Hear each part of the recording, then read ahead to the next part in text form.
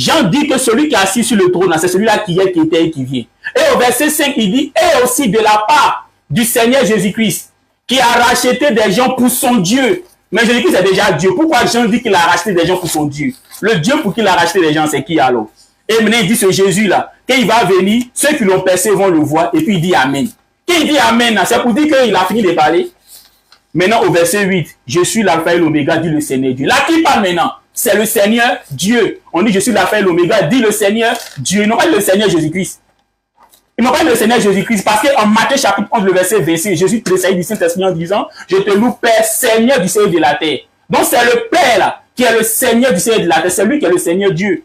Ce n'est pas le Seigneur Jésus-Christ qui parle. Et il dit celui qui est, qui était et qui vient. Au verset 4, celui qui est, qui était et qui vient, c'est qui? C'est Dieu qui est assis sur le trône. C'est trop facile ça. Merci beaucoup. Maintenant, doucement. On vous a donné 3 minutes chacun maintenant. Oui, voilà, mais tu poses question et lui répond, lui pose question, toi tu réponds. C'est ce qu'il avait dit au départ. Vous avez dit bon. Non, c'est ce qu'on va faire. Il pose question, il répond. Oui, d'accord, oui. Voilà, mais je vais dire que je te pose ma question. Voilà, je vais dire quelque chose. Une minute, hein. Une minute pour poser la question. 2 minutes au moins, c'est bon. Non. 1 minute, c'est trop petit. C'est pour poser question. La question là, c'est pour poser. Bon, moi, je demande un débat, c'est ma première fois de demander une doléance, on peut demander ça. Je vais juste dire quelque chose, puis poser ma question. Lui aussi, il en fera demain. Voilà, c'est une doléance. Voilà. Tu as dit que c'est Dieu qui est assis sur le trône. C'est ça, non? Ok. Regarde, écoute-moi très bien attentivement. Apocalypse chapitre 21, verset 5. Il faut prendre la partie. Apocalypse chapitre 21, verset 5. Je lis. Et celui qui était assis sur le trône dit. Et celui qui était assis sur le trône dit, voici, je fais toutes choses nouvelles. Et il dit, car ces paroles sont certaines et véritables. Et il me dit, c'est fait, je suis l'alpha et l'oméga, le commencement et la fin. À celui qui a soif, je donnerai de la source de l'eau de la vie gratuitement. Celui qui vaincra héritera ces choses. Je serai son Dieu et il sera mon fils. Donc, celui qui a assis sur le trône, c'est lui qui dit, je suis l'alpha et l'oméga, le commencement et la fin. Maintenant, celui qui dit, je suis l'alpha et l'oméga, le commencement et la fin. Quand tu prends Apocalypse chapitre 22, verset 13, la même personne, je suis l'alpha et l'oméga, le premier et le dernier, le commencement et la fin. Il continue en disant, heureux ceux qui lavent leurs robes afin d'avoir droit à l'arbre de vie et d'entrer par les portes dans la ville. Derrière les chiens, les enchanteurs, les impudiques, les meurtriers et quiconque aime et pratique le mensonge. Moi, Jésus, j'ai envoyé mon ange pour qu'il vous atteste ces choses-là dans les églises. Moi, Jésus. C'est pas lui qui a la fin et l'oméga là. C'est pas lui qui est assis sur le trône. Demain est fini. Donc, tu vas répondre. Donc, je réponds. Je vais commencer par Apocalypse 22 là. Non, je réponds. Parce que vous trompez les gens. Vous trompez. Vous voyez qu'il lit là. Tu as l'impression que c'est Jésus qui parle. On va lire. C'est des faux types. Hein. Vous ne les connaissez pas. Matthieu, Apocalypse chapitre 22. Il est dit à partir du verset 12.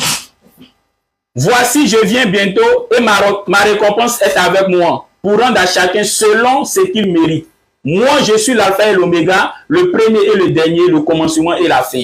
Bienheureux ceux qui lavent leurs robes afin qu'ils aient droit à l'arbre de vie, qu'ils entrent dans les portes de la cité.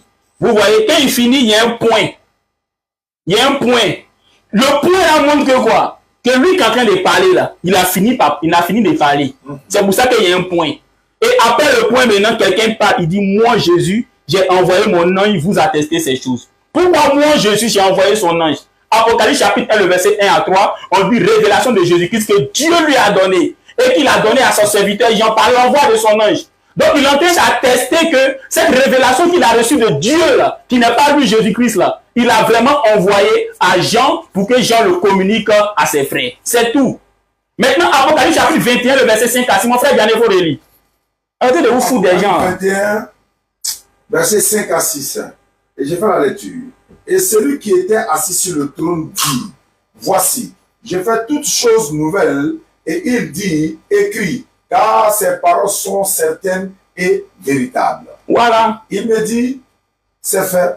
Je suis l'alpha et l'oméga, le commencement et la fin. À celui qui a soif, je donnerai de la source de l'eau.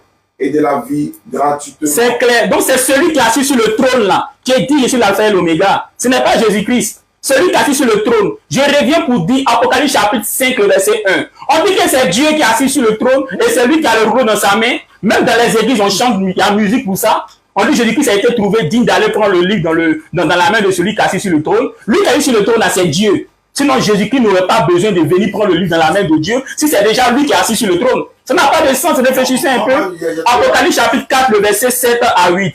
Les 4 créatures vivantes disent à Dieu qui est assis sur le trône. C'est celui qui est, qui était et qui vient. Celui qui est, qui était et qui vient là. C'est toujours Dieu qui est assis sur le trône. J'aime pas ça. Question réponse. Non, en fait, ça devient stérile. Attends, tu es musulman. Pour répondre à ces lourds. Attends, pas notre question, sans argumenter. On pose question, moi je pose une question, on pose poser question. Pose question, vas-y. Voilà. Sinon, moi, question là, ça allait faire mot de tête à tout le monde touché. Moi, poser question. Moi, mais il venait pour toi-même, c'est pas pour lui, c'est pas grave. Voilà. Tu peux une question, il peut quelques questions même, attends. La question qui a été posée. 2 Pierre chapitre 3. 2 Pierre chapitre 3, mon frère Gianni Foli. 2 Pierre chapitre 3, le verset 12. 2 Pierre chapitre 3, le verset 12. Et vous qui attendez et hâtez l'avènement du jour de Dieu. Dans le Nouveau Testament, Jésus-Christ a parlé de son avènement. 2 Thessaloniciens chapitre 2, le verset 1. En ce qui concerne l'avènement du Seigneur Jésus-Christ. 2 Pierre chapitre 3, le verset 12. Et vous qui attendez et hâtez l'avènement du jour de Dieu. Avènement du jour de Dieu là. Et puis avènement du Seigneur Jésus-Christ là. C'est quoi? Il y aura 2 avènements ou bien ça sera un seul avènement. Voilà. Mon frère Gianni. Apocalypse chapitre 19. Tu donnes mot de tête aux gens. Apocalypse chapitre 19. Pourquoi ce jour-là est appelé jour de Dieu? Jésus-Christ là, quand il vient rien que pour exécuter le jugement de Dieu. Apocalypse chapitre 19. Qui va faire la lecture? Mon frère Gianni? Oui. Tu vas lire à partir du verset 11. À partir du verset 11. Apocalypse 19. À partir du verset 11. Puis j'ai vu le ciel ouvert. J'ai vu le ciel ouvert et voici paru un cheval blanc. Celui qui le montait s'appelle fidèle. Il t'arrête au verset 15 même, ça suffit. Voilà, et véritable. Et il juge et combat avec justice. Verset 12. Ses yeux étaient comme une flamme de feu. Sur sa tête étaient plusieurs diadèmes. Il avait un nom écrit et personne ne connaît. Si ce n'est lui-même. Au verset 13. Il était vêtu d'un vêtement teint de sang. Son nom est la parole de Dieu. Verset 14. Les armées qui sont dans le ciel le suivaient sur les 2 chevaux blancs, revêtus d'un fin lin blanc pur. Verset 15. De sa bouche sortait une épée aiguë, n'est-ce pas, aiguë, pour frapper les nations. Il les pètera avec une verge de fer, et il foulera la cuivre du vin de l'ardente colère du Dieu Tout-Puissant. Merci beaucoup. Il faut retenir la dernière partie. En fait, il faut retenir encore la dernière partie là. Il foulera, il faisra quoi la colère du